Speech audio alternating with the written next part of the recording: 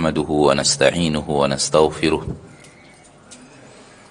ونعوذ بالله من شرور أنفسنا ومن سيئات أعمالنا من يهده الله فلا مضل له ومن يضلل فلا هادي له أشهد أن لا إله إلا الله وحده لا شريك له وأشهد أن محمدا عبده ورسوله صلى الله عليه وعلى آله وأصحابه ومن تبعهم بإحسان إلى يوم الدين وسلم تسليما كثيرا يا أيها الذين آمنوا اتقوا الله حق تقاته ولا تموتن إلا وأنتم مسلمون يا أيها الناس اتقوا ربكم الذي خلقكم من نفس واحدة وخلق منها زوجها وبث منهما رجالا كثيرا ونساء اتقوا الله الذي تساءلون به والأرحام إن الله كان عليكم رقيبا يا أيها الذين آمنوا اتقوا الله وقولوا قولا سديدا يصلح لكم أعمالكم ويغفر لكم ذنوبكم ومن يطع الله ورسوله فقد فاز فوزا عظيما ما بعد فإن أصدق الحديث كتاب الله وخير الهدي هدي محمد صلى الله عليه وسلم شر الأمور محدثاتها فإن كل محدثة بدعة وكل بدعة ضلالة وكل ضلالة في النار. Saudaraku saudariku al-muslimin wal muslimat, al-hadirin wal hadirat, al-musyahidin wal musyahidat, para pemirsa dimanapun anda berada, rahimani wa rahimakumullahu jami'an. Mari kita bersyukur kepada Allah, Rabb kita, pencipta kita, yang telah memberikan kepada kita seluruh nikmat yang kita rasakan. Wa ma bikum min ni'matin faminallah. Nikmat apapun yang ada pada kalian, semua itu adalah nikmat yang datangnya dari Allah. Sadar atau tidak sadar, tak ada yang punya kita satupun. Semua anugerah dari Allah yang maha pengasih lagi maha penyayang. Tanpa terkecuali, organ tubuh kita bukanlah milik kita, tapi itu adalah milik Allah.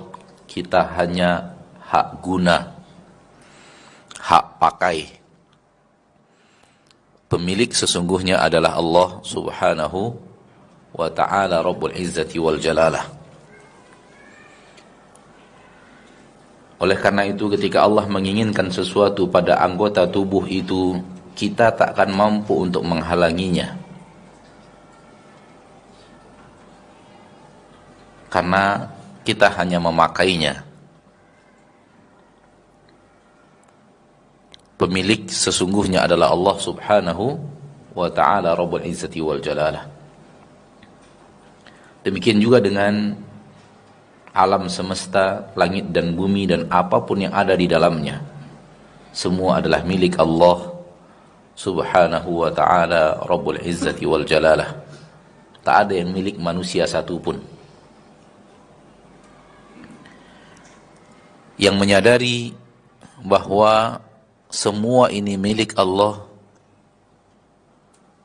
akan mudah baginya untuk patuh dan taat kepada Allah.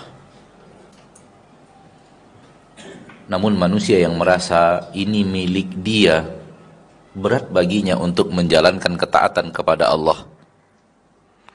Ketika akan berinfak, berasa itu harta milik dia, kenapa harus diberikan kepada orang lain? Namun ketika dia benar-benar merasakan ini milik Allah, yang Allah titipkan kepada aku, yang Allah amanahkan kepada aku, dan Allah yang memberikan amanah itu memerintahkan aku untuk menginfakkannya, maka ringan baginya untuk berinfak. Oleh karena itu berulang-ulang di dalam Al-Quran Allah mengingatkan kita, semua yang ada di langit dan semua yang ada di bumi milik Allah subhanahu wa ta'ala. Banyak sekali ayat di dalam Al-Quran mengatakan itu, lahu ma fis samawati wa ma fil ars, milik Allah seluruh langit dan seluruh yang ada di langit dan seluruh yang ada di bumi. Lahu mulkus samawati wal ard, milik Allah kerajaan langit dan bumi. Semoga kita hidup menjadi seorang hamba yang selalu merasakan bahwa kita dan semua yang kita miliki, bahkan alam semesta ini milik Allah, sehingga Allah mudahkan bagi kita ketaatan kepadanya. Dan sungguh ketaatan yang Allah wajibkan kepada kita sangatlah sedikit dibanding apa yang Allah tabaraka wa ta'ala berikan kepada kita. Kalaulah ada kita diberikan pekerjaan ringan dengan gaji yang sangat besar, kalaulah ada kita diberikan pekerjaan yang sangat ringan dengan gaji yang sangat besar, maka kita akan takjub kepada kebaikan orang yang memberi gaji besar untuk pekerjaan ringan itu.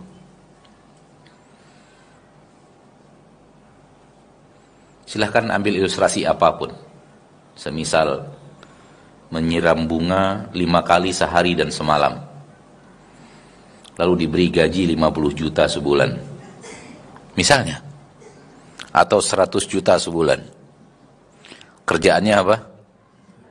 Nyiram bunga 5 kali sehari dan semalam. Kalau kita bisa mengilustrasikan itu, maka sesungguhnya kewajiban yang Allah berikan kepada kita lebih sedikit daripada itu, dan apa yang Allah berikan kepada kita jauh lebih besar daripada itu. Tak bisa dibandingkan sebenarnya dari sedikitnya kita dengan banyaknya anugerah yang kita terima dari Allah tabaraka wa ta'ala dengan ilustrasi tadi. Dan kita akan merasa takjub kepada orang yang mau memberi gaji 100 juta untuk pekerjaan seringan itu. Itulah Allah dan kasih sayangnya kepada kita. Dan kalau pekerjaan itu kita lakukan dengan baik dan benar, pekerjaannya pekerjaan ringan, kita lakukan dengan baik dan benar, Allah janjikan lagi surga yang tak ada bandingnya dengan nikmat di dunia. Tak ada bandingnya dengan nikmat di dunia. Bayangkan, sudahlah pekerjaannya ringan,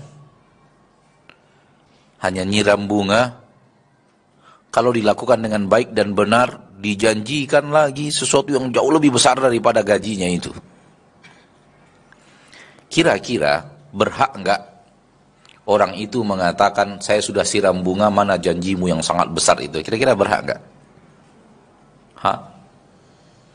Secara manusiawi, logika manusia, berhak enggak manusia mengatakan, saya siram bunga 5 kali sehari dan semalam loh, mana janji besar itu? Misalnya dijanjikan istana besar dengan seluruh kenikmatannya, penuh pembantu, penuh emas di dalamnya. Berhak enggak orang yang cuma siram bunga 5 kali sehari dan semalam nagih janji itu? Tidak berhak sebenarnya secara logika. Kerjaan kamu terlalu kerdil untuk janji itu. Namun Allah yang maha pengasih dan penyayang, maha pemberi yang telah menyiapkannya. Secara kepantasan, gak pantas. Terima gaji yang 100 juta dengan nyiram bunga aja gak pantas. Gak cocok antara yang dia terima dengan yang dia kerjakan. Kemudian ada janji besar lagi, istana dengan segala kemewahan yang ada di dalamnya, dengan segala pembantu, pelayan yang ada di dalamnya. Nggak pantas. Oleh karena itu, Rasul mengatakan, orang tidak dapat surga karena amalnya. Karena amalnya itu nggak pantas. Untuk nikmat sehebat itu nggak cocok. Namun karena Allah pengasih dan penyayang memberikan. Anugerah surga karunia Allah. Bukan murni karena kita beramal soleh. Karena amal soleh kita sebenarnya dengan nikmat yang kita terima di dunia sudah terlalu jauh bedanya.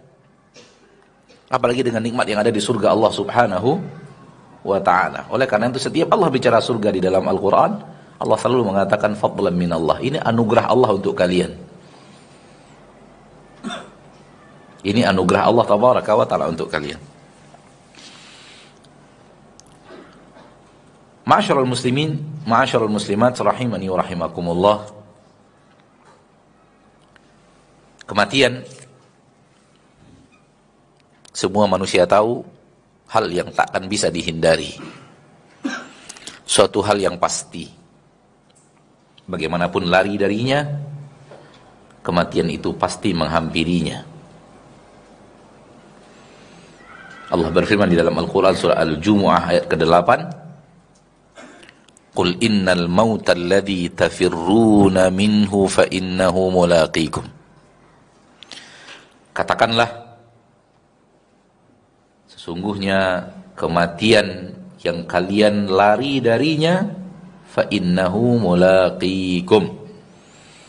Maka sesungguhnya kematian itu pasti akan menjumpai kalian. Pasti akan mendatangi kalian. Thumma turadduna ila alimil ghaibi wasyahadah. Kemudian kalian akan dikembalikan kepada yang maha mengetahui yang gaib dan yang tidak gaib, yang gaib dan yang tampak. Fayunabbi'ukum bima kuntum ta'malun.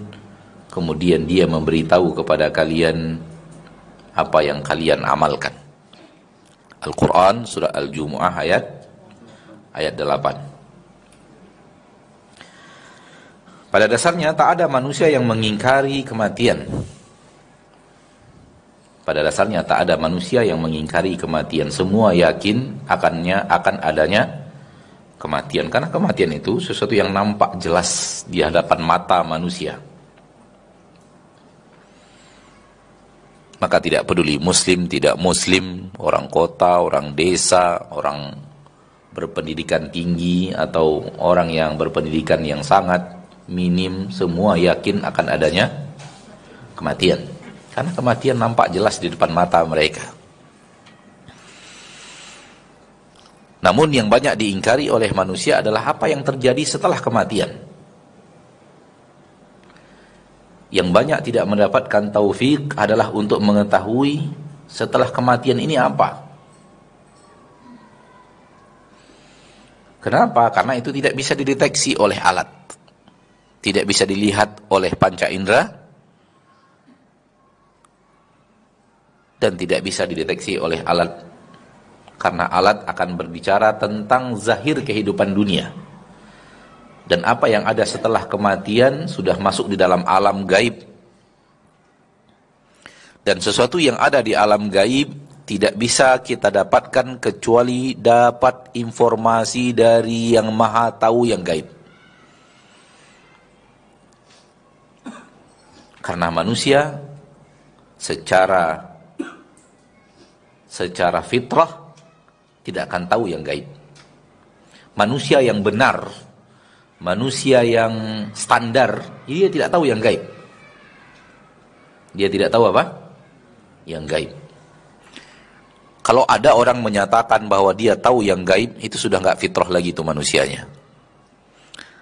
Bukan manusia normal lagi itu sudah. Kalau dia menyatakan dia tahu yang gaib, termasuk yang mengatakan saya bisa nampak makhluk-makhluk gaib. Saya bisa nampak makhluk-makhluk gaib. Mungkin dalam pembicaraan kita atau di dalam kehidupan kita mendengar orang-orang yang bisa melihat sesuatu yang tak terlihat oleh mata kita dari makhluk-makhluk apa? Makhluk-makhluk halus. Ada atau tidak? Ini manusia tidak lagi normal. Karena manusia yang normal tak nampak yang gaib itu. Allah mengatakan di dalam Al-Quran, Innahu yarakum huwa wa qabiluhu min haitsu la tarawnahum. Dia dan kabilahnya, dia dan sukunya, yaitu jin, iblis dan sukunya, melihat kalian kalian tidak bisa melihat mereka. Inilah dia manusia normal, tak bisa melihat makhluk halus. Kalau ada orang yang bisa melihat makhluk halus, itu nggak normal lagi manusianya. Dan manusia yang tidak normal, menurut bapak dan ibu, kelebihan atau kekurangan? Manusia itu tidak lagi normal, karena normalnya manusia tak bisa melihat. Sekarang dia bisa melihat.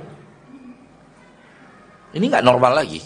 Ini bukan lagi kodrat manusia, sudah di luar kodrat manusia. Sebagian orang mengatakan ini kelebihan, yang benar ini kekurangan. Kenapa? Udah nggak normal. Sudah nggak normal. Yang benar itu kan yang normal.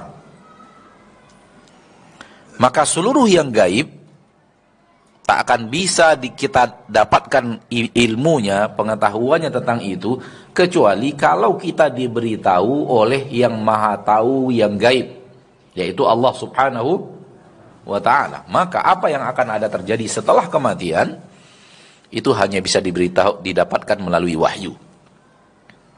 Hanya bisa didapatkan melalui wahyu. Tak bisa dari selain itu.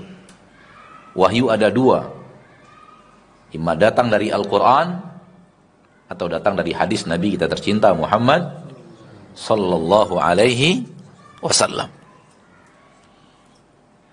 Selain itu, ahlu sunnah tidak menerima informasi yang gaib.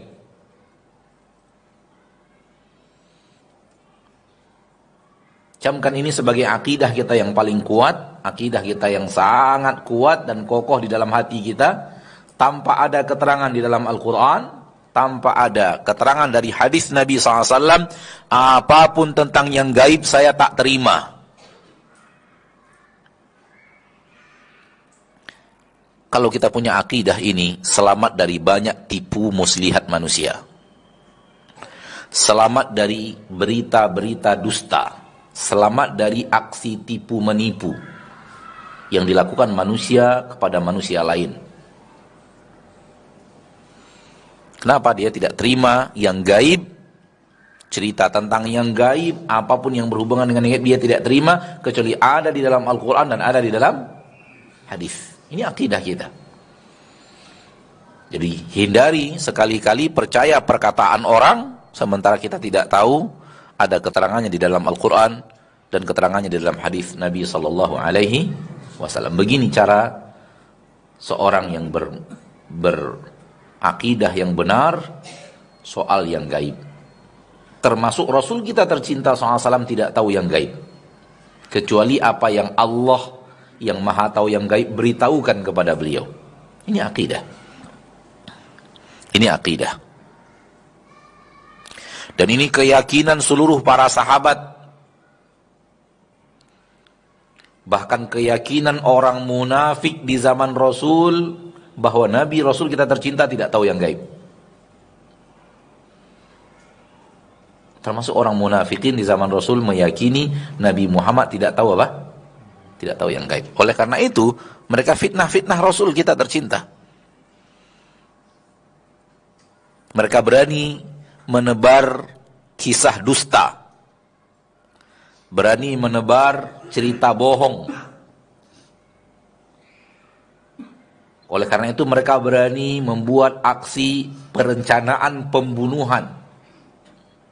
Sekiranya orang munafik meyakini bahwa Rasul tahu yang gaib, percuma mereka tebar fitnah. Percuma mereka buat aksi rencana pembunuhan. Muhammad tahu kok seluruh yang gaib.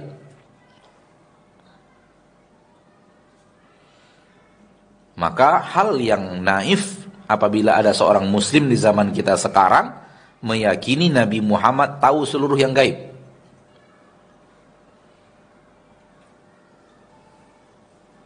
Nah, Bapak dan Ibu ini muliakan Allah, kita dimintakan untuk berbicara tentang perjalanan pasca kematian. Ada sebuah hadis Nabi yang sangat panjang. Rasul berbicara apa yang terjadi kepada ruh pasca wafat. Dan tentunya seperti yang kita katakan tadi, Ini sesuatu yang bisa kita terima secara ilmu karena datangnya dari Rasul kita tercinta Muhammad sallallahu alaihi wasallam. Dan Rasul ketika berbicara itu dapatkan keterangan dari Allah yang memberitahu kepada beliau. Bukan Rasul melihat langsung begini, tidak. Akan tetapi beliau mendapatkan wahyu dari Allah, dan kemudian Rasulullah menyampaikan kepada kita apa yang beliau dapatkan dari wahyu itu. Bukan karena Rasulullah tahu yang gaib, namun apa yang Rasulullah sampaikan kepada kita tentang yang gaib, beliau dapatkan dari Allah subhanahu wa ta'ala untuk disampaikan kepada kita. Maka satu-satunya sumber yaitu dari Allah yang mengetahui seluruh yang gaib. Bapak dan Ibu, hadisnya panjang. Dan di dalam hadis yang panjang ini Rasulullah bercerita tentang perjalanan ruh di awal-awal akan wafat. Apa yang terjadi ketika dia wafatkan atau dikeluarkan dari jasad, apa yang terjadi setelah itu, apa yang terjadi sampai dapat nikmat kubur atau dapat azab kubur. Ini akan kita bacakan pada kesempatan yang berbahagia ini, dan kita ambil ilmu dan manfaat-manfaat darinya. Saya, Bapak dan Ibu yang dimuliakan Allah tabaraka wa taala, membagi materi ini sebahagiannya orang mukmin, kemudian orang kafir, orang mukmin, orang kafir. Sementara kalau kita baca hadisnya, Rasulullah bicara orang mukmin sampai selesai. Lalu Rasulullah bicara orang kafir sampai selesai. Namun pada kesempatan yang berbahagia ini kita bagi 3. Kita ambil bahagian orang mukmin, lalu kita pindahkan ke bahagian orang kafir. Lalu kita ambil bahagian orang mukmin, lalu kita pindahkan ke bahagian orang kafir. Namun yang ada di dalam hadis, Rasulullah bercerita tentang orang mukmin sampai selesai. Rasulullah kemudian bercerita tentang rohnya orang kafir sampai selesai. Namun kita pada majelis ini kita bagi 3. Kisah panjang tentang orang mukmin pasca kematian, kisah panjang tentang orang kafir secara kematian kita bagi 3. Kita pindah-pindahkan, tentang mukmin kita ambil orang kafir, dan seperti itu. Wallahu ta'ala alam, untuk melihat perbedaan yang terjadi pada orang kafir dan orang mukmin. Semoga Allah jauhkan kita daripada kekufuran. Hadis ini diriwayatkan oleh Imam Abu Dawud, Imam Nasai, Imam Ibnu Majah, Imam Ahmad, dari seorang sahabat bernama Bara bin Azib radhiyallahu anhu wa ardahu. Berkata Bara bin Azib, kharajna ma'a Rasulillah sallallahu alaihi wasallam fi janazati rajulin minal ansar. Kami keluar bersama Nabi sallallahu alaihi wasallam dalam penyelenggaraan jenazah seorang lelaki dari Ansar. Jadi yang wafat adalah seorang lelaki daripada Ansar. Nabi dan para sahabat melakukan fardu kifayah, menyolatkan dan kemudian membawanya ke Baqi'. Fantahina ilal qabri walamma yulhad. Kami sampai ke kubur, sementara kubur itu belum dibuatkan lahat. Belum lagi dibuatkan lahat. Apa itu lahat? Lahat adalah lubang kecil di pinggir kuburan, di pinggir lubang kubur, dibuatkan lagi lubang kecil di pinggirnya. Itulah makna lahat. Jadi ketika penggali kubur menggali kubur sampai di dasar yang dia inginkan, di pinggirnya dia buatkan lagi lubang kecil untuk memasukkan jenazah. Itu dia lahat. Jadi lahat bukan liang kubur yang besar itu, tapi lahat adalah yang kecil, yang serong di sampingnya. Itulah dia lahat. Dan ini sunnah ketika menggali kubur. Jadi yang paling benar, yang paling sahih, yang paling sunnah adalah ketika sudah dibuatkan lubang kuburnya, dibuatkan lahat, di sampingnya. Di lahat itulah dimasukkan jenazah itu. Walamma yulhad, belum lagi selesai lahatnya. Berarti kuburannya sudah selesai, namun lahatnya belum, sedang dikerjakan. Fajalasa Rasulullah sallallahu alaihi wasallam wa jalasna haulahu ka'annama ala ru'usina at-thair. Karena lahat belum selesai, sedang dikerjakan, maka Rasulullah SAW duduk dan kami pun duduk di sekeliling Rasul sallallahu alaihi wasallam. Kata Bara' bin Azib, ka'anna ala ru'usina at-thair. Seolah-olah di atas kepala kami ada burung. Ini menunjukkan keadaan di mana para sahabat khidmat, di mana para sahabat masing-masing khusyuk memikirkan apa yang sedang mereka kerjakan dan mentadabburi dan mentafakuri, mengambil ibrah dari apa yang sedang mereka lakukan. Dan inilah maksud daripada tasyi'ul janazah. Maksud daripada kita diperintahkan Allah Tabaraka wa Ta'ala untuk menghadiri pelaksanaan jenazah adalah untuk mengambil ibrah bahwa kita akan wafat, kita akan digotong manusia seperti ini, kita akan disolatkan seperti ini, kita akan dimasukkan ke tanah seperti ini. Ini ibrah yang diinginkan Allah Subhanahu wa Ta'ala, yang diinginkan dalam syariat Islam, untuk kita ambil ibrah itu sebagai pelajaran, sehingga keadaan Nabi dan para sahabat semua khusyuk. Dan ini harusnya sifat seorang mukmin ketika menyelenggarakan jenazah dan ketika ada di pemakaman. Na'udzubillah, di zaman kita sekarang sudah banyak orang-orang yang mengantarkan jenazah ke pemakaman namun kondisinya tidak seperti ini. Malah bercerita, bercengkrama, padahal jenazah sedang di atas tandu, di atas apa namanya? Keranda, sedang digotong, sedang dimasukkan, tapi dia masih mampu bercerita dan mungkin ceritanya bisnis. Fala haula wala quwata illa billah. Tidak sedikit kita melihat baru saja pemakaman selesai, kemudian ditimbun, kemudian tak lama setelah itu di sana ketawa, di sana ketawa. Subhanallah. Harusnya keadaan seorang mukmin adalah mengambil ibrah dan pelajaran untuk dirinya ketika melakukan itu.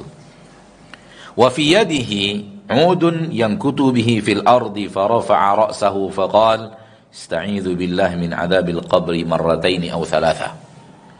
Di tangan Rasul kita tercinta SAW ada sebuah kayu dari ranting-ranting pohon. Rasulullah SAW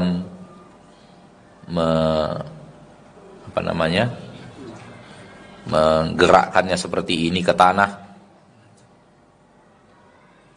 memukul-mukulkannya ke tanah, menancap melakukan seperti ini. Kemudian Rasulullah SAW mengangkat kepalanya dan berkata, ista'idzu billahi min adzabil qabri. Mohonlah perlindungan kepada Allah dari adab kubur. Mohonlah perlindungan kepada Allah dari adab kubur. Rasulullah ucapkan itu 2 kali atau 3 kali. Ini menunjukkan bahwa adab kubur hak, pasti adanya.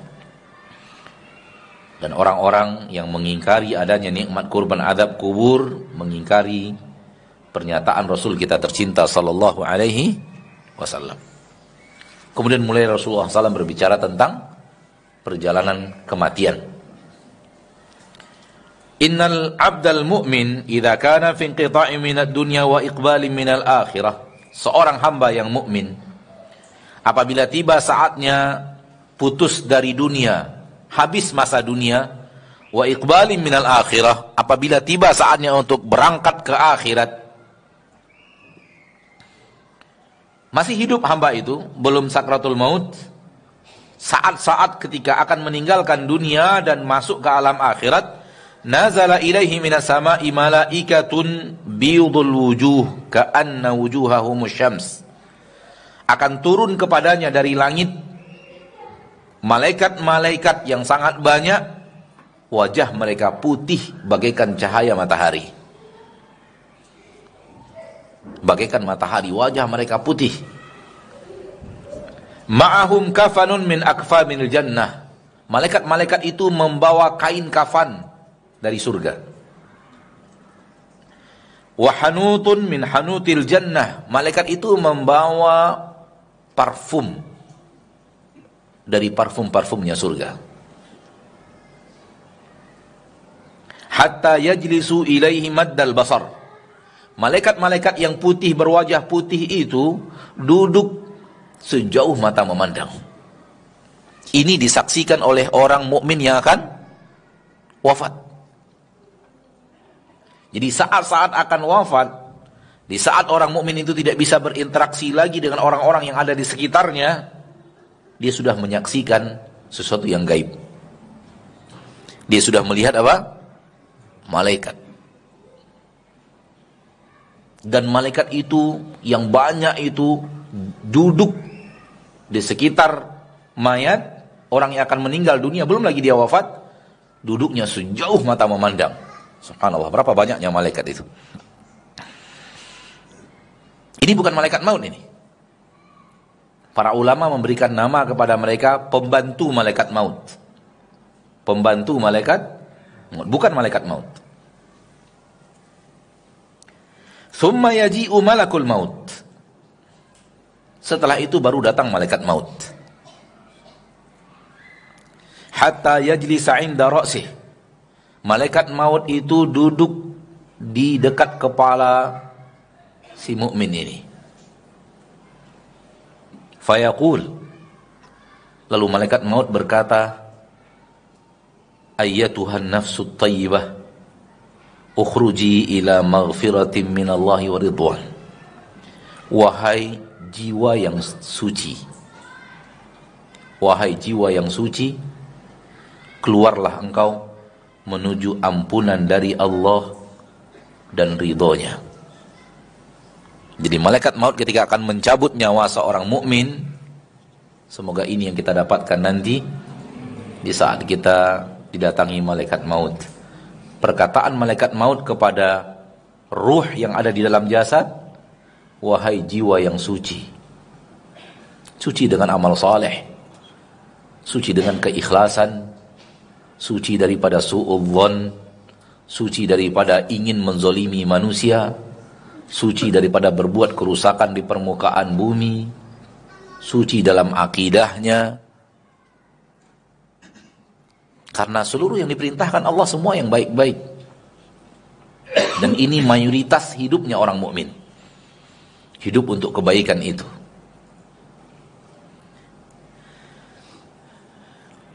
Ukhruji ila maghfirati minallahi wa ridwan. Keluarlah wahai ruh yang suci menuju ampunan dari Rabbmu dan menuju ridho Allah.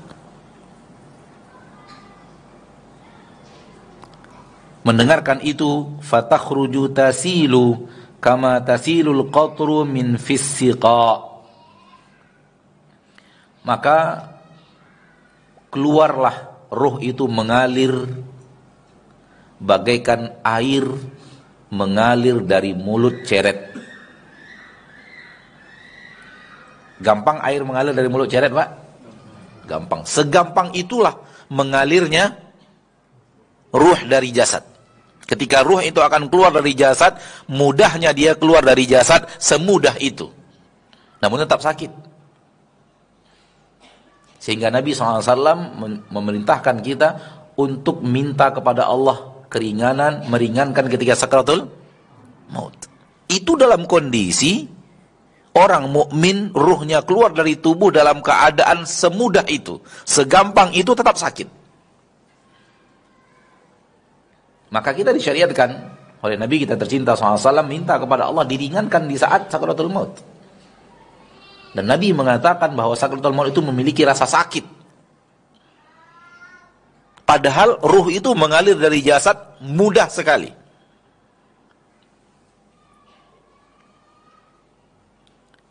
Fayakhudhuha, begitu mulai keluar diambil oleh malaikat maut.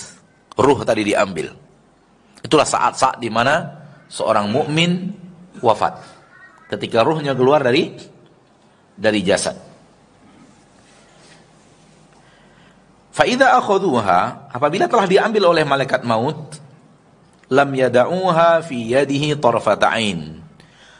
Maka malaikat-malaikat yang ada di sekitar tadi langsung mengambilnya, tidak membiarkannya lama di tangan malaikat maut. Fayaj'aluha fi dzalikal kafan. Ruh tadi dimasukkan kain kafan. Jadi ada kain kafan dunia untuk jasadnya, ada kain kafan alam gaib untuk ruhnya. Wa fi dzalikal hanut, lalu diberikan wangi-wangian. Sebagaimana jasad seorang mukmin di permukaan bumi diberikan wangi-wangian ketika dikafani, demikian juga dengan ruhnya diberikan wangi-wangian di alam gaib. Fayakhruju minha ka'atyabi nafkhati miskin wujidat ala wajhil ard. Ketika ruh itu keluar dengan aroma bagaikan aroma kasturi terbaik di permukaan bumi. Jadi amal soleh itu memiliki aroma kebaikan, aroma yang wangi secara sesuatu yang tak terlihat oleh manusia dengan panca inderanya, tapi dia benar-benar wangi, sehingga kewangian itu terlihat di alam gaib. Jadi di dunia, akhlak manusia, amal soleh manusia, itu sebenarnya ada wanginya. Sehingga duduk bersama orang mukmin yang benar-benar mukmin itu nikmat. Akan memberikan sesuatu yang lezat kepada kita. Kenapa? Ada wangi di sekitarnya. Dari akhlaknya, dari budi pekertinya, daripada nasihatnya, daripada keikhlasan hatinya, terasa manfaat, kenikmatan duduk di sekitar orang-orang yang mukmin, orang-orang yang saleh, yang mendekatkan dirinya kepada Allah Tabaraka wa Ta'ala. Baik, kita putus di sini untuk pindah kepada orang kafir. Wa innal 'abdal kafir, sesungguhnya seorang hamba yang kafir, dalam riwayat lain al-fajir, pelaku maksiat. Jadi boleh ada kemungkinan kafir yang benar-benar kafir, ada kemungkinan orang muslim tapi pelaku maksiat yang akhlaknya menyerupai orang kafir, namun masih berstatus muslim, akan tetapi banyak melakukan pelanggaran kepada syariat Allah Tabaraka wa Ta'ala. Idza kana fi inqita'i minad dunya wa iqbalin minal akhirah, apabila saatnya untuk meninggalkan dunia dan masuk ke dalam alam akhirat, nazala ilaihi minas sama'i malaikatun sudul wujuh, akan turun kepadanya malaikat-malaikat dari langit, akan tetapi berwajah hitam. Yang akan dia lihat malaikat namun berwajah hitam. Ma'ahumus masuh, bersama mereka kain yang sangat kasar. Kafan, tapi kain yang sangat kasar. Untuk kain kafan daripada ruhnya nanti. Fayajlisuna minhu maddal basar. Malaikat-malaikat yang berwajah hitam ini duduk sejauh mata memandang. Persis seperti orang mukmin tadi, sejauh mata memandang. Tsumma yaji'u malakul maut. Kemudian datang malaikat maut, hatta yajlisa 'inda ra'sih, lalu duduk di dekat kepalanya. Fayaqul, malaikat maut berkata kepadanya, ya ayyatuhan nafsul khabithah, wahai jiwa yang jelek, wahai jiwa yang keji, ukhruji ila sakhatin minallahi wa ghadab, keluarlah engkau menuju amarah Allah dan murkanya.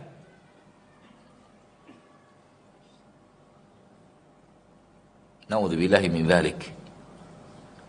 Jadi dari awal sudah dapat kabar buruk, sementara orang mukmin dari awal sudah dapat kabar gembira. Malaikat mengatakan, keluarlah engkau wahai roh yang keji, roh yang busuk, menuju murka Allah, menuju amarah Allah dan murkanya. Ruh itu enggak mau keluar. Fatafarraqa fi jasadih, lari-lari di badan, enggak mau keluar. Fayantazi'uha, maka malaikat maut pun mencabut paksa. Bayangkan yang tadi saja keluar bagaikan keluar air dari mulut ceret, begitu mudah dan gampangnya, sakit. Dan Rasulullah SAW merasakan sakitnya. Bagaimanatah lagi kalau dicabut paksa oleh malaikat. Fayantazi'uha, dicabut paksa oleh malaikat maut, kama yantazi'u as-safud minas sufil mablul, bagaikan dicabutnya anak panah dari kain-kain berbenang wol yang sedang basah. Jadi ada kain berbenang wol, masukkan anak panah, dalam riwayat lain anak panahnya punya cabang-cabang yang banyak. Lalu dicabut paksa dari kain tersebut. Apa yang terjadi? Benang itu putus. Jadi urat-urat nadi di tubuh ini putus-putus disebabkan cabut paksa ruh itu oleh malaikat maut.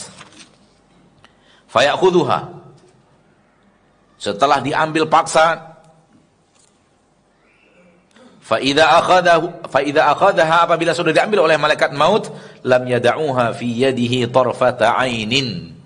Maka malaikat-malaikat berwajah hitam tadi tidak membiarkan lama di tangan malaikat, langsung diambil hatta yaj'aluha fi tilkal masuh. Lalu diletakkan di kain kasar tadi. Kain kafan untuk rohnya orang kafir atau rohnya orang yang fajir, pelaku maksiat. Dan tidak diberikan wangi-wangian apapun. Tidak diberikan wangi-wangian apapun. Mungkin jasadnya di dunia diberikan wangi-wangian, tapi ruhnya tidak diberikan wangi-wangian. Yakhruju minha ka'antani rihi jifatin wujidat ala dhahril ardh. Ketika ruh itu keluar dengan aroma bagaikan bangkai terbusuk di permukaan bumi. Bagaikan apa? Bangkai yang paling busuk di permukaan bumi. Semua bangkai busuk, tapi dipilihkan aroma bangkai terbusuk. Itulah ruhnya orang kafir atau ruhnya orang fajir. Na'udzubillahi min dzalik. Maka hidup di dekat orang kafir itu penuh dengan hal yang akan membuat kita menderita. Akhlaknya, perkataannya, kebiasaannya. Na'udzubillahi min dzalik. Pindah kepada orang mukmin. Fayas'aduna biha, maka malaikat tadi, ini roh orang mukmin ya, pindah ke orang mukmin, membawa naik. Jadi di dunia ada iring-iringan jenazah. Kita menggotong jenazahnya di dalam kain kafan menuju pemakaman. Di alam gaib ada iring-iringan jenazah juga. Manusia di dunia dengan jasad zahirnya, malaikat di alam gaib dengan ruhnya. Malaikat ini pergi membawa ruh ini tadi. Dan malaikat yang banyak tadi mengiringi. Jadi ada iring-iringan jenazah. Karena manusia terbagi dari dua unsur zahir dan unsur batin, unsur jasad dan unsur ruh. Ada iring-iringan jenazah jasad, ada iring-iringan jenazah ruh.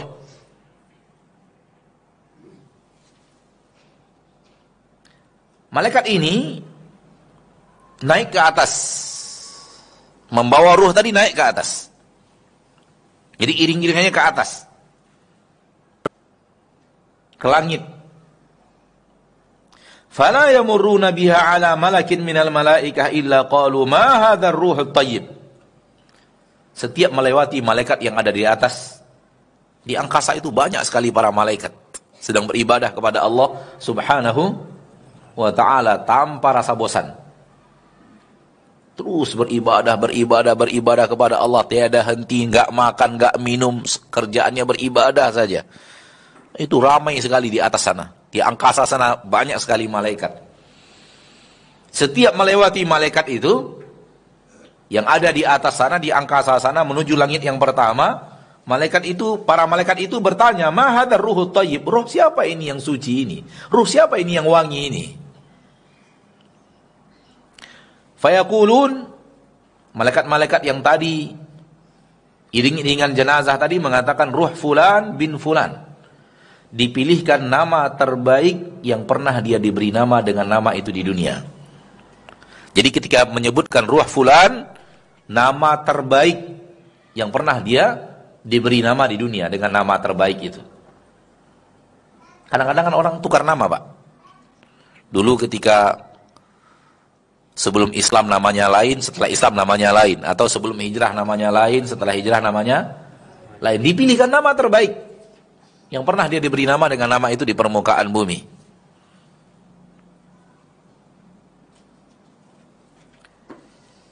Sampai ke langit dunia.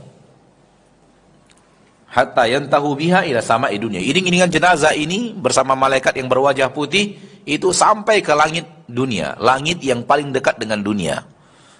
Dan langit, Bapak dan Ibu kaum muslimin dan muslimat, memiliki wujud, memiliki fisik yang sangat keras dan memiliki pintu-pintu dan memiliki malaikat-malaikat penjaga pintu langit. Jadi pintu langit itu apa? Langit itu benda kasar, benda apa ya? Benda berwujud. Kita apa sih namanya yang seperti ini dalam bahasa Indonesia? Dinding ini apa namanya seperti ini? Benda padat. Barakallahu fikum. Jadi langit itu benda padat. Dan ada 7 lapis. 1, 2, 3, 4, 5 tanpa tiang dari bawah penyangga. Dan bangunannya kokoh, kuat, berpintu, dan ada malaikat-malaikat penjaga pintunya. Gak bisa ditembus, Pak. Hanya bisa diminta izinkan untuk dibukakan. Dan yang akan membukakannya adalah malaikat-malaikat yang kuat dan kuat, sangat kuat untuk membuka pintu-pintu langit. Oleh karena itu kalau kita membaca sejarah Isra Mi'rajnya Nabi seperti itu. Malaikat Jibril datang ke pintu langit, lalu kemudian minta bukakan kepada malaikat-malaikat penjaga pintu langit. Malaikat bertanya, siapa bersamamu wahai Jibril? Biasanya sendiri. Ini siapa bersamamu wahai Jibril? Muhammad. Awaqad bu'its? Sudah diutus Allah? Sudah jadi Rasul? Sudah dibukakan oleh para malaikat dengan izin Allah. Itu terus sampai langit yang ke-7. Jadi malaikat Jibril sendiri tidak membuka pintu langit, tapi minta dibukakan lalu dibukakan. Padahal kita tahu berapa kuatnya malaikat Jibril. Jadi terus iring-iringan jenazah yang membawa ruh orang mukmin ini sampai ke langit dunia. Langit yang pertama, fayastafti'una lahu fayuftahu lah. Lalu malaikat-malaikat tadi minta bukakan kepada malaikat penjaga pintu langit. Dan kemudian dapat izin dari Allah lalu dibukakan pintu itu. Nembus langit yang pertama. Jadi terjadi mi'raj. Ya. Tapi dalam alam ruh. Terjadi mi'raj tapi dalam alam ruh. Fayushayyi'uhu min kulli sama'in muqarrabuha ila as-sama'il lati taliha. Begitu sudah melampaui langit yang pertama, iring-iringan tadi ditambah lagi dengan malaikat-malaikat terbaik antara langit pertama dengan langit kedua. Malaikat terbaik ngumpul ikut melakukan iringan jenazah sampai ke langit yang berikutnya. Jadi bertambah jumlah iring-iringannya. Ditambah dengan malaikat-malaikat terbaik di langit yang pertama sampai langit yang kedua. Berkumpul malaikat melakukan iring-iringan jenazah itu dari langit pertama sampai langit yang kedua. Begitu seterusnya hatta yantahiya ila sama'i sabi'ah. Setelah melewati langit yang kedua, malaikat terbaik di antara langit kedua dan ketiga ikut mengiringi jenazahnya. Setelah melewati pintu langit yang ketiga, malaikat terbaik antara langit ketiga dan langit keempat mengiringi jenazahnya. Begitu terus sampai selesai langit yang ketujuh. Fayaqulullahu azza wa jal. Ketika itu Allah tabaraka wa ta'ala berfirman. Setelah sampai di langit yang ketujuh, Allah mengatakan, uktubu kitab abdi fi illiyin. Tuliskan catatan amal hambaku ini di illiyin. Illiyin adalah kumpulan kitab dari orang-orang saleh. Kumpulan catatan kitab orang-orang saleh. Dan kumpulan catatan kitab untuk orang-orang yang kafir dan yang fajir, sijin namanya. Adapun kumpulan kitab amal saleh dari orang-orang saleh letaknya di illiyin, di langit yang ketujuh.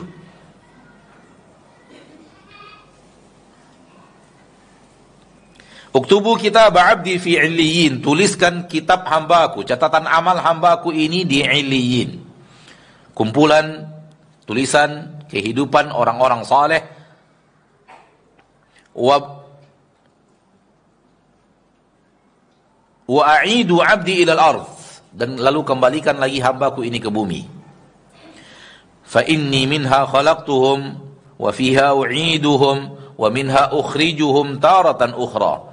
Karena dari tanah itu mereka aku ciptakan, dan ke dalam tanah mereka akan aku kembalikan, dan dari tanah aku akan hidupkan, keluarkan mereka sekali lagi.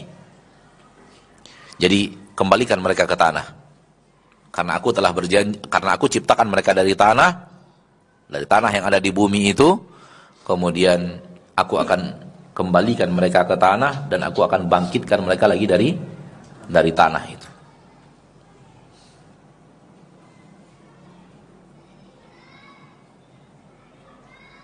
Ini orang mukmin. Apa yang terjadi pada orang kafir atau orang fajir? Fayas'aduna biha. Malaikat-malaikat berwajah hitam membawa ruh orang kafir atau orang fajir naik ke atas. Fala yamurruna biha ala malakin minal malaikati illa qalu. Malaikat-malaikat ini, dia bersama ruh nih orang kafir ini, tidak melewati malaikat yang ada di atas, melainkan malaikat itu bertanya, ma hadzal ruhul khabith. Roh siapa ini yang keji ini? Roh siapa ini yang busuk ini?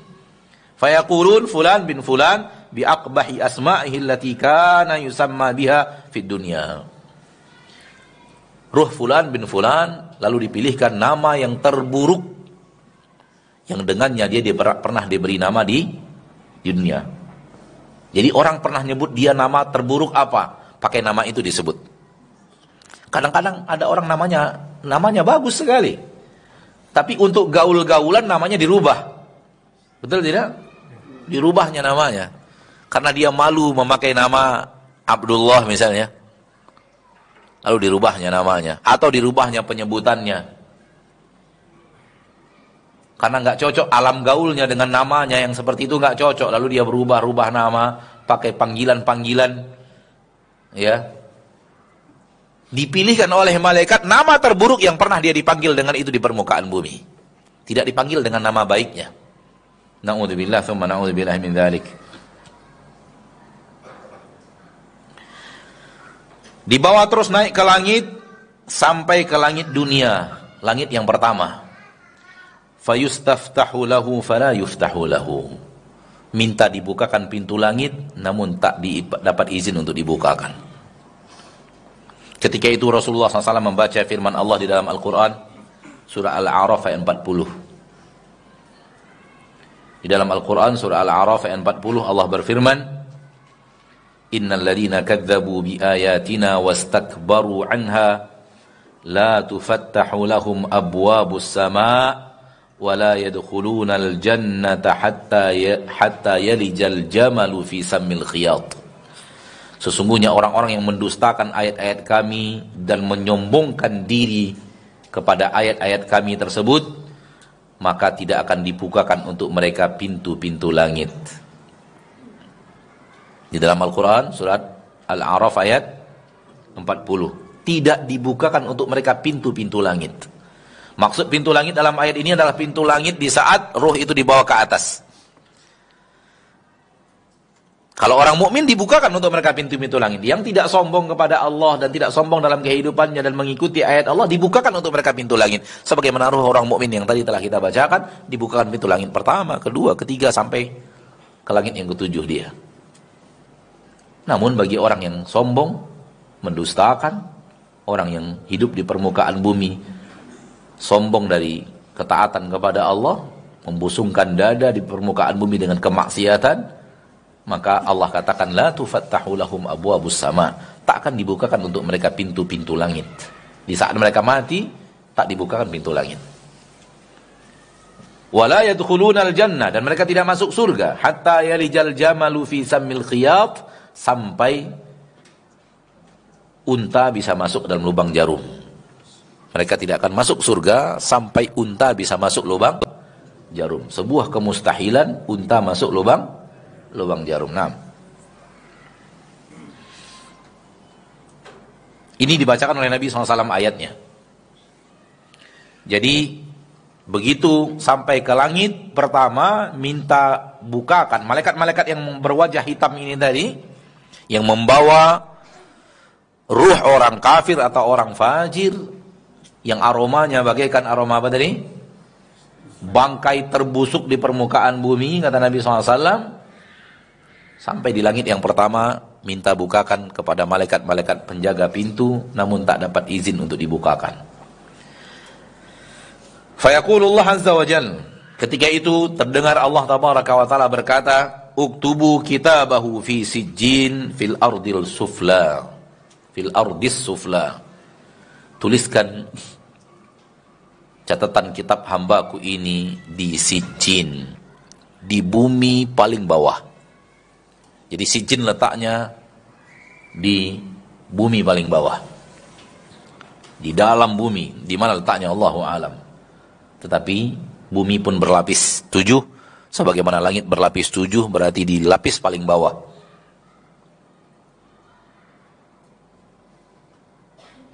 Qal,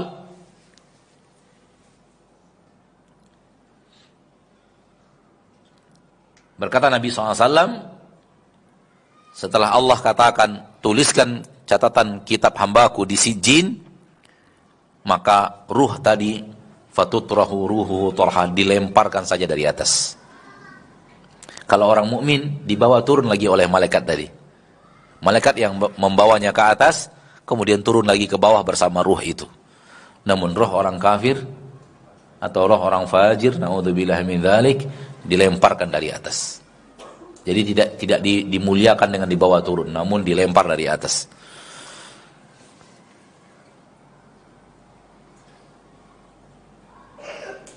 Kembali kepada orang mukmin. Kembali kepada orang mukmin. Fatu'adu ruhuhu, maka dibawa kembali turun ruhnya. Jadi malaikat-malaikat tadi membawa kembali turun ruhnya. Fayatiyanihi malakani fayujlisanihi. Kalau sudah dibawa turun, berarti masuk ke dalam kubur. Iring-iringan jenazah sudah selesai di pemakaman, iring-iringan malaikat pun datang membawa ruh itu dan dimasukkan lagi ke jasadnya. Ketika ini kata Nabi SAW, mayit mendengarkan telapak kaki orang yang keluar dari pemakaman. Telapak sendal. Sendal ketika kita berjalan berbunyi, itu terdengar oleh mayit ketika dia sudah dikembalikan lagi ke dalam kubur, alam barzakh. Jadi dia mulai hidup. Maka kematian itu hanya sebentar, Bapak. Bapak dan Ibu yang dimuliakan Allah, kematian ini sebentar. Mulai dari sakratul maut sampai orang-orang selesai dari pemakaman. Itulah dia kematian itu. Singkat. Setelah itu terjadi lagi kehidupan. Jadi mati itu hanya sebentar. Kita bicara hukum umum, bagaimana keadaan yang di luar kaedah umum, Allahu a'lam. Bagaimana orang yang wafatnya tak tahu lagi jenazahnya di mana, atau dicabik-cabik di hutan oleh hewan buas, bagaimana, Allahu a'lam. Tidak ada keterangan dari Allah yang Maha Tahu yang gaib bagaimana apa yang terjadi pada ruh itu. Namun ini mayoritas yang terjadi seperti ini. Nah, maka kita tidak tahu apa yang terjadi pada ruh yang seperti itu. Allah Maha Tahu tentang apa yang akan terjadi. Fayatihi malakani, datang kepada orang mukmin itu 2 orang malaikat. Di dalam riwayat lain dikatakan bersama malaikat ini ada sebuah pentungan mirzabah, yang kalau dipentungkan ke gunung akan menjadi butiran pasir. Begitu kuatnya pukulan malaikat dan begitu kuatnya besarnya pentungan itu. Kalau dipukulkan ke gunung, kata Nabi SAW, maka gunung yang besar itu akan berubah menjadi pasir.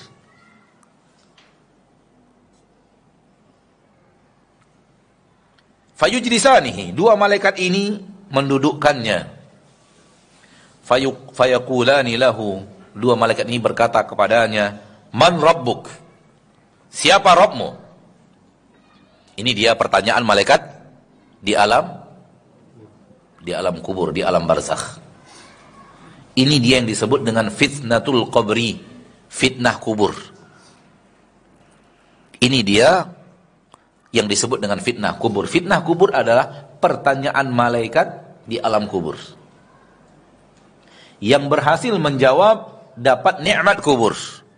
Yang tidak berhasil menjawab dapatnya azab kubur. Jadi di dalam kubur ada 3, fitnah kubur, nikmat kubur, dan azab kubur. Dan ini semuanya adalah akidah Ahlussunnah wal Jamaah.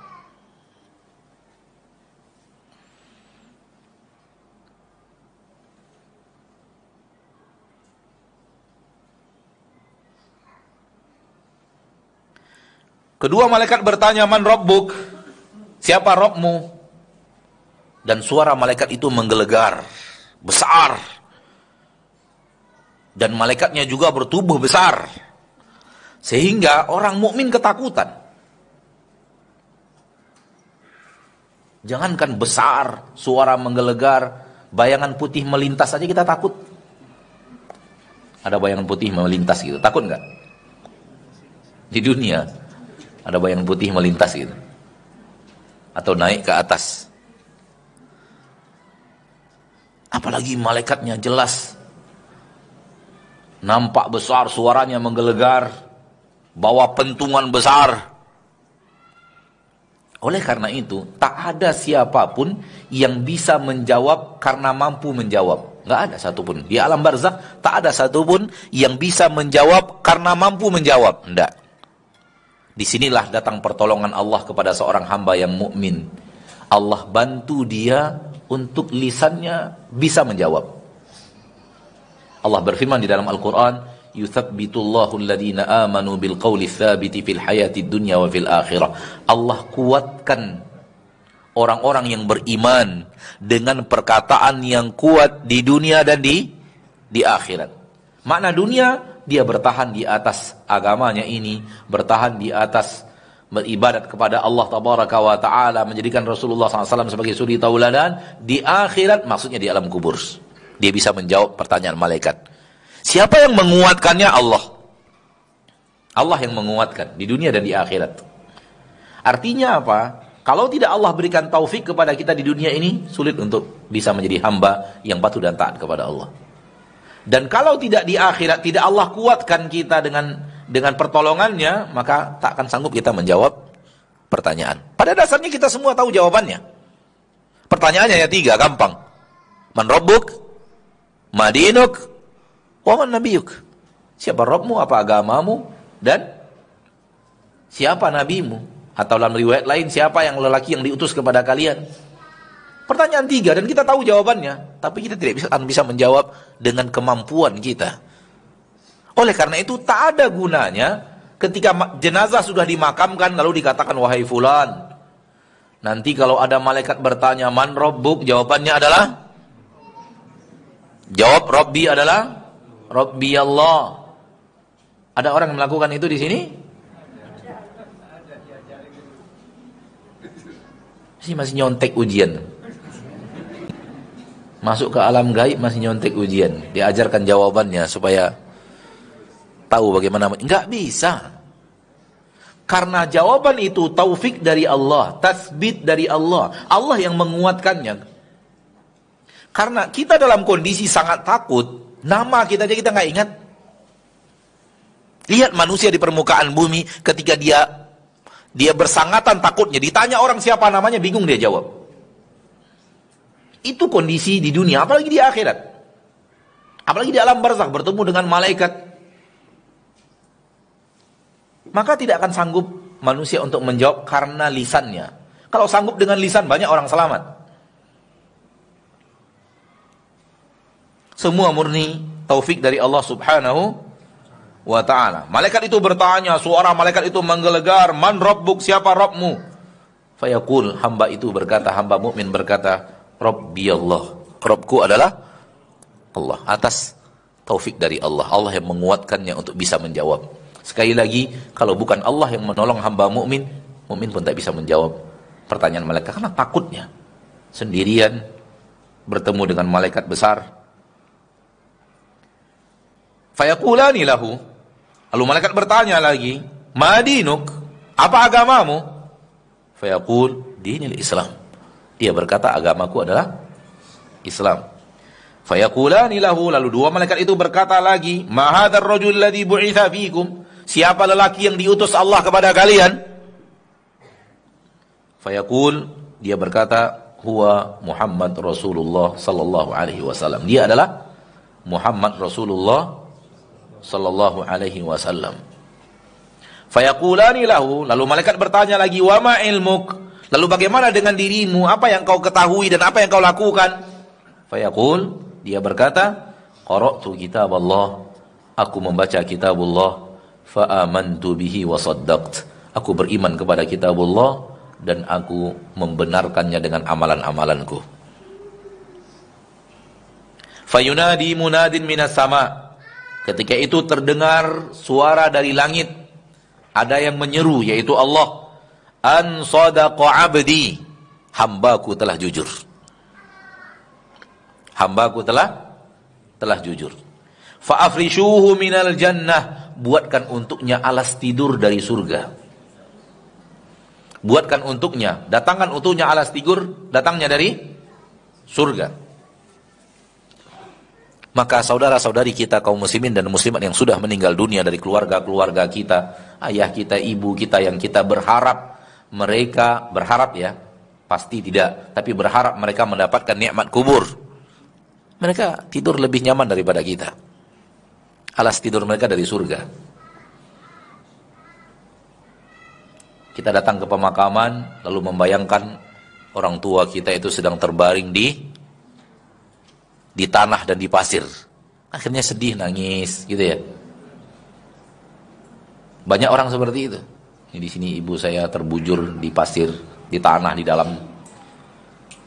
Mereka tidur dalam alas terbuat yang datang dari surga. Nah, lebih nikmat tempat tidurnya dibanding tempat tidur kita di permukaan bumi. Karena alas tidurnya didatangkan dari surga. Wa albisuhu minal jannah, berikan kepadanya pakaian dari surga. Waftahu lahu baban ilal jannah, bukakan dari kuburnya pintu ke surga. Jadi alas tidurnya dari surga, pakaian yang dipakai dari surga, ada pintu terbuka mengarah ke surga. Apa yang terjadi? Fayatihi min rauhiha wa tibiha, masuk ke dalam kubur tersebut aroma wangi surga, dan masuk ke dalam kubur tersebut cuaca nyamannya surga. Surga itu cuacanya sangat nyaman sekali, kondisi tidak panas dan tidak dingin, sehingga berada pada suhu yang sangat nyaman. Itu masuk ke dalam kubur. Aroma-aroma wangi surga masuk dalam kubur. Wa yufsahu lahu fi qabrihi madda basari, lalu dilapangkan kuburnya sejauh mata memandang. Semoga Allah berikan ini kepada kita. Kemudian wa ya'tihi rajulun hasanul wajhi hasanul thiyab tayyibur rih. Setelah dia dapatkan alas kubur, alas tidur dari surga, pakaian dari surga, pintu terbuka mengarah ke surga, masuk aroma wangi surga, masuk suasana nyaman, suhu nyamannya surga ke dalam kuburnya, dan kuburnya dilapangkan, didatangkan kepadanya seorang lelaki berwajah bagus, tampan. Untuk laki-laki tentu laki-laki, untuk wanita tentu wanita. Pakaiannya pun bagus dan aromanya wangi. Fayaqul, dia berkata, "Abshir billadhi yasurruk." Lelaki yang berwajah ganteng, berpakaian indah, aromanya wangi itu berkata kepadanya, "Bergembiralah engkau dengan sesuatu yang akan membuat engkau bahagia. Fayaqul, maka dia berkata kepada lelaki tersebut, maaf, berbahagialah engkau dengan sesuatu yang akan membuat engkau gembira, ini adalah hari yang telah dijanjikan kepadamu. Lalu dia berkata, man ant? Engkau siapa? Fawajhuka alwajhu alladhi yaji'u bil khair. Wajahmu saja sudah wajah yang mendatangkan kebaikan. Siapa kamu sebenarnya? Fayaqul, dia berkata, ana amaluka salih. Saya adalah amalmu yang saleh. Seperti yang tadi kita katakan, amal manusia di dunia pada dasarnya membawa kebaikan, beraroma wangi, dan akan Allah wujudkan itu di alam kubur. Fayaqul, ketika itu dia berkata, Rabbi aqimis sa'ah, Rabbi aqimis sa'ah. Wahai Rabbku, cepatkan datang hari kiamat. Ya Allah, cepatkan datang hari kiamat. Kenapa? Dia akan ada nikmat yang lebih besar menantinya. Kembali kepada orang kafir atau fajir, orang kafir atau pelaku maksiat. Na'udzubillahi min dzalik. Fatu'adu ruhuhu fi jasadi. Setelah tadi rohnya dilempar saja dari atas, lalu terjun roh itu tanpa diiringi sampai lagi ke jasadnya. Wa ya'tihi malakani, datang kepadanya dua malaikat besar, sangar, suaranya besar menggelegar, fayajlisanih, lalu kedua malaikat itu mendudukkannya dan berkata kepadanya, man rabbuk? Siapa Rabbmu? Dengan suara yang keras, menggelegar. Fayaqul, ketika itu dia berkata, aku tidak tahu. Orang bengong, bengong dan takut. Tidak tahu. Ini jawaban mereka. Fayaqulani lahu, malaikat bertanya lagi, ma dinuk? Apa agamamu? Fayaqul, dia mengatakan, enggak tahu. Enggak tahu nih agamanya apa. Fayaqulani lahu, ma hadzal rajul alladhi bu'itsa fiikum? Dua malaikat bertanya lagi, siapa lelaki yang diutus kepada kalian? Dia berkata, enggak tahu. Itu yang terjadi. Tak sanggup menjawab fitnah kubur. Fayunadi munadin minas sama, maka terdengar seruan dari langit. Allah tabaraka wa taala berfirman, an kadzaba 'abdi, hambaku telah mendustakan. Fa afrishuhu minan nar, buatkan untuknya alas tidur dari neraka.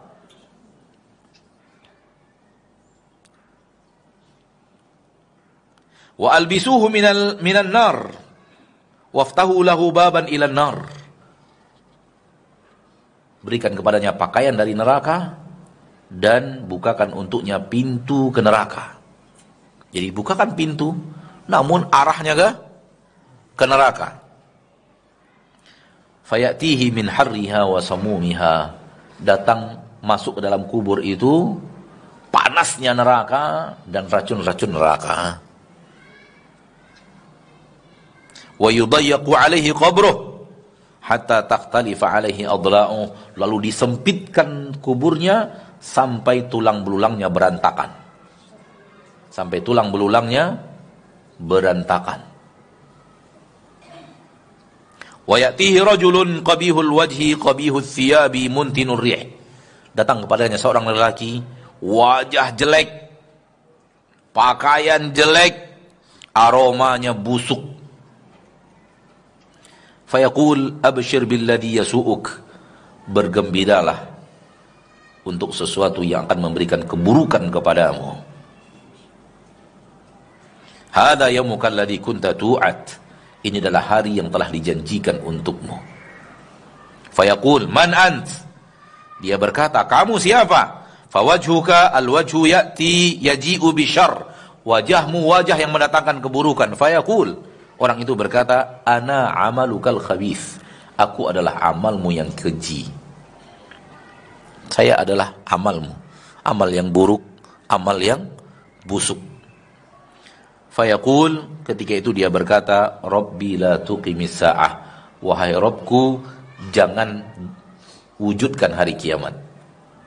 Jangan wujudkan hari kiamat, karena dia takut akan ada azab yang siap menantinya apabila hari kiamat datang dan dia dibangkitkan. Ma'asyiral muslimin, ma'asyiral muslimat, ini dia hadis dari Nabi kita tercinta SAW akan yang terjadi kepada ruh ketika dia awal-awal akan bertemu dengan kematian, apa yang terjadi pada saat sakratul maut, apa yang terjadi setelah itu, dan apa yang terjadi di alam barzakh. Semua ini adalah masalah gaib yang tidak bisa kita ketahui dengan alat secanggih apapun, yang hanya bisa kita ketahui dari berita dari Allah kepada nabinya, dan dari nabi menyampaikannya kepada kita. Tanpa hadis ini tak akan ada manusia yang mengetahui apa yang terjadi. Semoga ini bisa kita jadikan ilmu sekaligus ibrah dan pelajaran untuk menjadi orang yang beriman kepada Allah, beriman kepada Rasulullah, tidak hanya dalam perkataan, namun dalam amalan. Ini dia materi kita pada kesempatan yang berbahagia ini. Semoga Allah memberikan kepada kita taufik untuk hidup di permukaan bumi jadi hamba yang beriman, sehingga mendapatkan kemuliaan wafat sebagai seorang mukmin. Amin ya rabbal alamin. Waktu yang tersisa kita gunakan untuk menjawab beberapa pertanyaan. Wassallallahu wasallam wa baraka wa an'ama ala abdihi wa rasulihi Muhammad.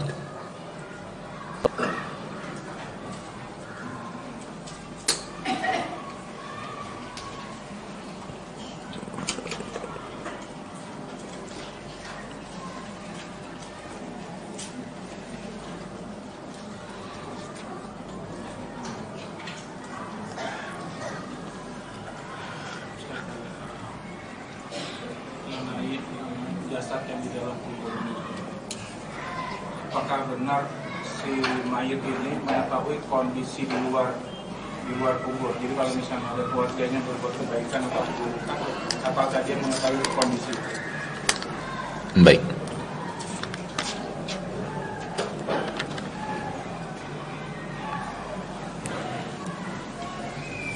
Pertanyaan pertama secara lisan datang, apakah mayat di alam kubur mengetahui kondisi keluarganya? Baik keluarganya datang berziarah, atau sebagian mengatakan dia pulang ke rumahnya melihat apa yang terjadi di rumahnya. Seperti yang tadi kita katakan bahwa bicara masalah gaib tidak bisa kecuali ada ayat atau ada hadis. Bagi yang mengatakan bahwa jenazah bisa mengetahui keluarganya ketika berziarah, dituntut untuk mendatangkan dalil. Mana dalilnya? Mana hadis yang berbicara bahwa orang yang di dalam kubur akan mendengarkan dan mengetahui kondisi di luar pemakaman? Bagaimana kondisi peziarah datang yang duduk di dekat kuburan kemudian mendoakannya? Kenapa? Karena berbicara masalah gaib benar-benar full 100% sebatas dalil. Apabila diambil dalil bahwa di dalam kubur tadi ketika dia dihidupkan, dia mendengar telapak sendal orang yang keluar dari pemakaman, kita mengatakan ya, dia mendengar. Kemudian dia katakan, oleh karena itu, siapapun yang kemudian datang ke pemakaman, kemudian berdoa di sana, dia pun akan mendengarkan doa keluarganya yang datang ziarah. Ini nggak bisa seperti itu. Tak bisa diambil dalil ini untuk ini. Nggak bisa, Pak. Kenapa? Karena ini sudah bahasan gaib yang berikutnya, yang membutuhkan lagi hadis yang berbicara tentang itu. Sementara Rasul tidak berbicara. Maka sifat orang mukmin tidak berbicara apapun tentang yang gaib kecuali ada keterangannya langsung dari Nabi kita tercinta sallallahu alaihi wasallam. Tidak main kias-kiasan. Oh, tadi hadisnya jelas bahwa ketika rohnya dikembalikan ke jasad, dia mendengar apa yang ada di atas orang pada keluar telapak sendal orang yang sedang keluar. Kita imani, kita berilmu, kita yakini sebatas yang ada di dalam hadis. Lebih daripada itu kita tidak bicara tentangnya, lebih daripada itu kita tidak berbicara kecuali ada hadis lain yang berbicara tentang itu. Dan sejauh yang kita tahu tidak ada hadis. Sejauh yang kita tahu tidak ada hadis yang menerangkan bahwa jenazah mengetahui apa yang ada di atas, siapa yang berziarah kepadanya, siapa anak keturunannya yang datang berziarah kepadanya, apa doa mereka. Yang kita tahu tidak ada hadisnya. Yang kita tahu tidak ada hadisnya. Oleh karena itu sebagian orang sekarang ketika pergi ke pemakaman, dia ajak mayatnya ngobrol. Iya, dia ceritakan si anu sekarang begini, si anu sekarang diberikanlah informasi tentang bagaimana anaknya, bagaimana cucunya, bagaimana itu terjadi atau tidak? Karena apa? Karena mereka meyakini bahwa mayit mendengarkan, mayit mengetahui apa yang terjadi di atas, di permukaan bumi, mendengarkan suaranya, mendengarkan, sehingga itu akan memberikan kebahagiaan kepadanya. Maka wallahu ta'ala alam, Bapak dan Ibu ini dimuliakan Allah tabaraka wa ta'ala, sejauh ilmu yang ada pada saya, dan ilmu saya tidaklah banyak, tidak ada dalil yang menerangkan bahwa jenazah mendengarkan lagi setelah itu apa yang ada terjadi di atasnya, mendengarkan suara orang yang berziarah kepadanya, mengetahui siapa yang datang, ya. Apatah lagi sampai pulang ke rumah dan mengetahui apa yang ada di dalam terjadi di rumahnya. Manusia kalau sudah masuk alam kubur, dikubur selama-lamanya. Di dalam kubur selama-lamanya. Dan kubur itu seperti yang tadi, kalau tidak sedang di atas alas kasur dari surga, kalau tidak sedang di atas kasur dari neraka. Na'udzubillahi min dzalik. Apakah seorang mukmin merasakan himpitan kubur juga? Wallahu ta'ala alam. Di dalam sebuah hadis Rasulullah SAW berkata bahwa dhammatul qabr, sesaknya alam kubur dirasakan oleh setiap orang yang hadir di kubur. Tapi bagi orang mukmin kemudian dilapangkan. Bagi orang mukmin kemudian dilapangkan lagi. Jadi ada masa di mana dia merasakan tidak nyamannya dirinya dihimpit oleh tanah. Namun setelah itu dilapangkan seperti yang ada di dalam hadis tadi. Sebelum dilapangkan untuknya, dia merasakan himpitan kubur itu. Namun setelah itu mendapatkan nikmat dilapangkan untuknya kuburnya.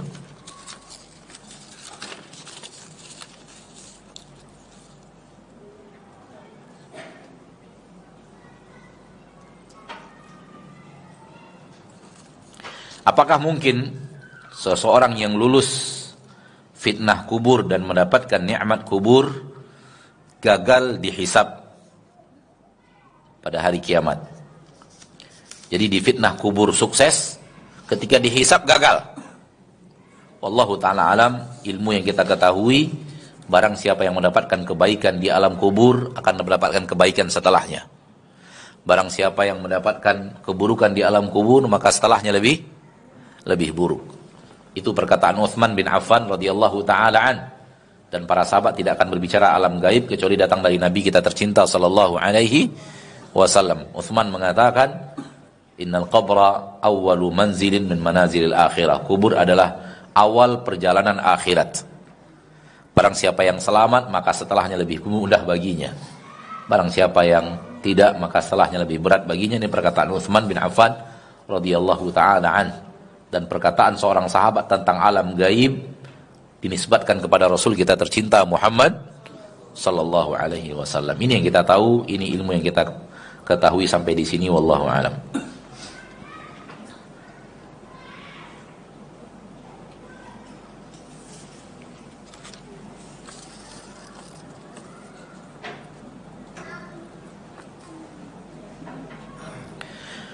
Apakah doa kita masih sampai ke mayit untuk membantu sang mayit di alam kubur?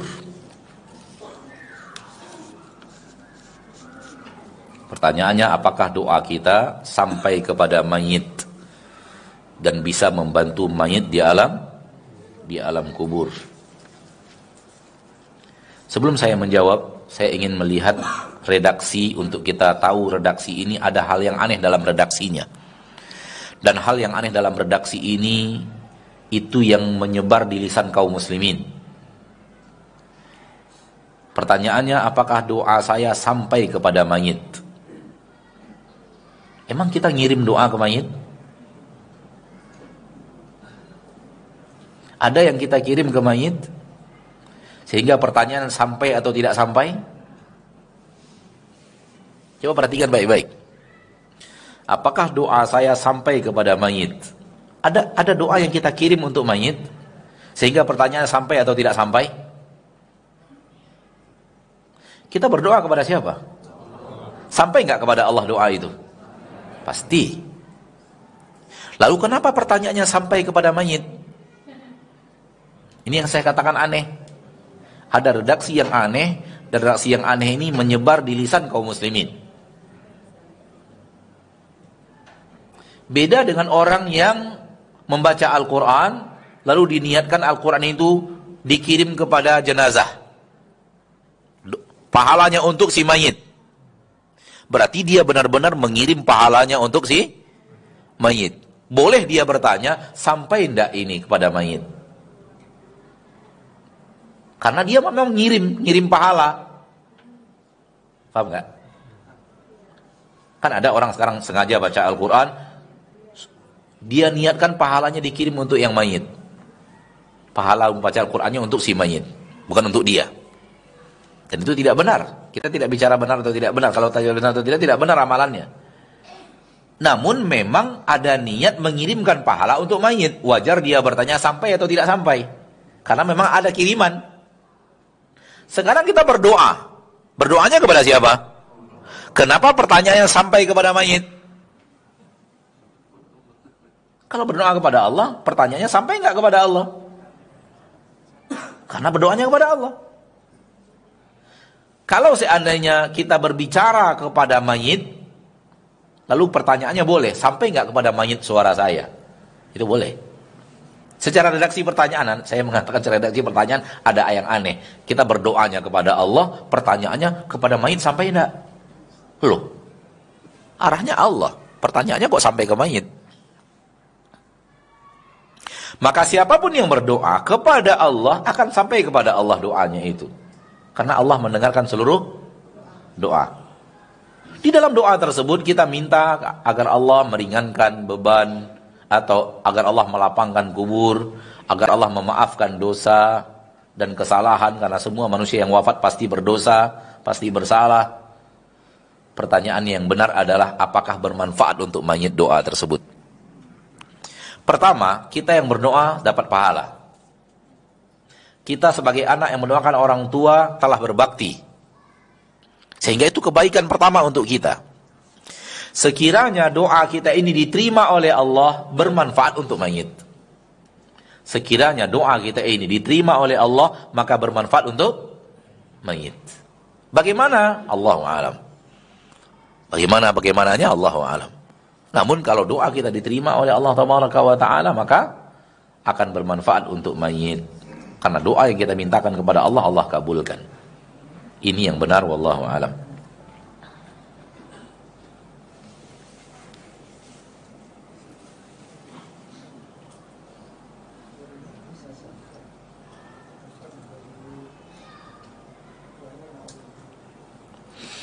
Bolehkah batu nisan itu dibuat dari batu yang dicetak khusus?